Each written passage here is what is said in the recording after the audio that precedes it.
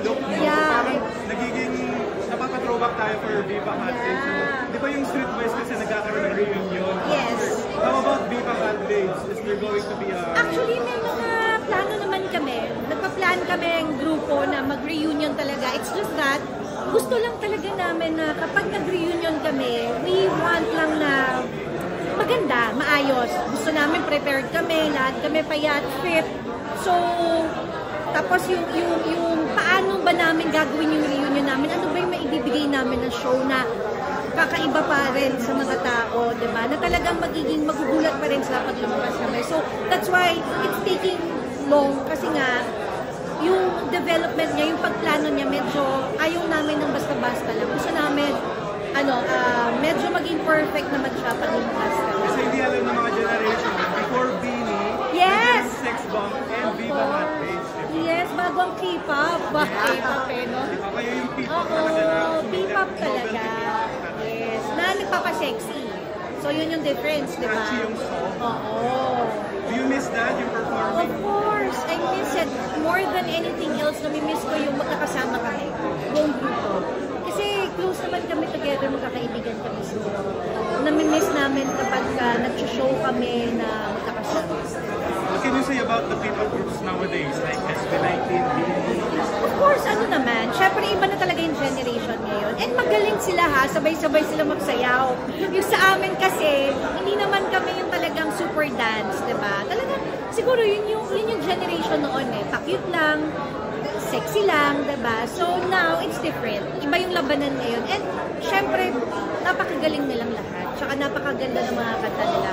Yun talaga yung tunog na hinahanap ngayon.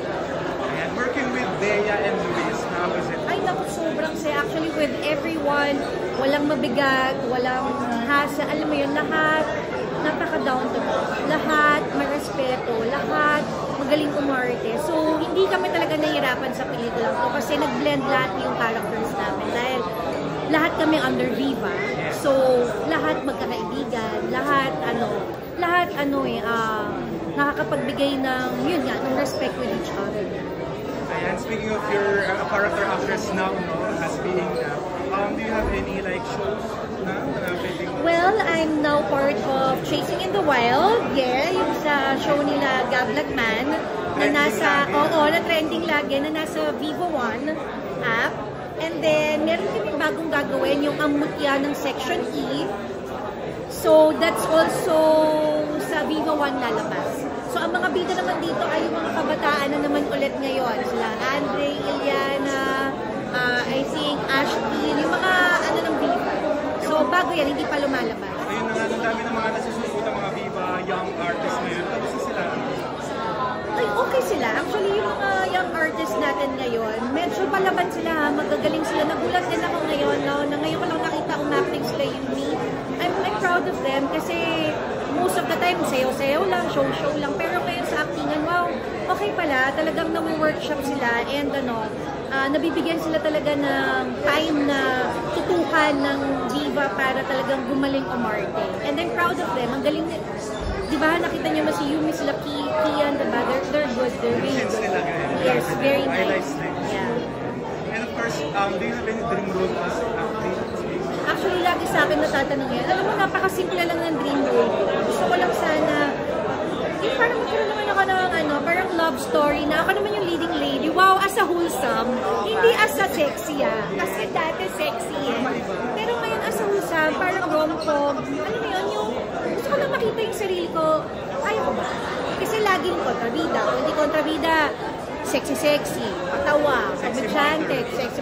Gusto ko naman yung parang yung love story na may drama, na may comedy. As simple as that. Yun yung isa pang dream ko. Patag natin ng Viva Fest. Sino naman ang magiging leading man mo if yung top 3? Pipili ako sa mga bata ngayon. Bata gawin, no? Talaga. So gusto mo May, December, parang gano'n? Oo, pwede rin yun. Yung mga May, December. Sige, sino?